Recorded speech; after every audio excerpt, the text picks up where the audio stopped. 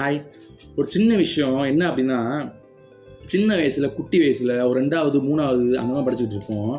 அப்போ வீட்டுக்கு பெரியப்பாவோ சித்தப்பாவோ அப்பா வழி அவ்வாவோ அம்மா வழி அவ்வா வரமாட்டாங்க. ஏன்னா அம்மா வழி அவ்வா வீட்டில் நம்ம உட்காந்துருப்போம். அவ்வா வீட்டுக்கு வரப்ப தெரியாமல் ஒரு 10 ரூபா 20 ரூபாயோ கொடுத்துருவாங்க. அந்த 10 ரூபா 20 ரூபாயும் பதுக்கி வைக்கிறதுக்குள்ளே அந்த அம்மா கேட்சப் பண்ணி போய் கருவேப்பிலை கொத்தமல்லி வாங்கிட்டு வா, இல்லை மிளகா பொடி மசாலா பொடி வாங்கிட்டு வா அப்படின்னு சொல்லி அனுப்பி விட்ருவாங்க. ஆனால் அதையும் தாண்டி அந்த 10 ரூபா 20 ரூபா நம்ம கையில் கிடைக்கிறப்போ ஏதாவது தெரியாமல் வாங்கி சாப்பிட்டு வந்துடுவோம். அது அவ்வளோ சந்தோஷமாக இருக்கும். ஆனால் இப்போது நான் ஒரு பைக் வாங்கிட்டேன், அதே என்ன அக்செப்ட் பண்ணிக்க முடியல, நம்ப முடியல.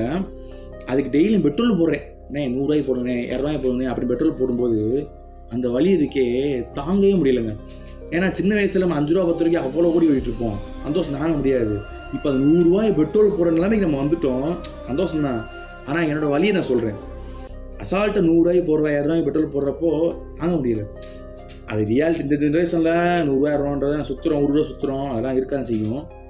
என்னோட வழி ஒன்று சில பேர் இருப்பீங்க, இந்த மாதிரி ஃப்ரெண்ட்ஸ் இருப்பாங்க. ஆமாண்டா என் சொல்கிறது உண்மைதான்டா, 100 ரூபாய் அசால்ட்டாக பெட்ரோல் போடுறோம், சின்ன வயசு இப்படி இருந்தோம் அப்படின்னு நினச்சிட்டு இருப்பீங்க. அந்த ஃப்ரெண்ட்ஸுக்கு ஷேர் பண்ணி விட்டுருங்க. பை.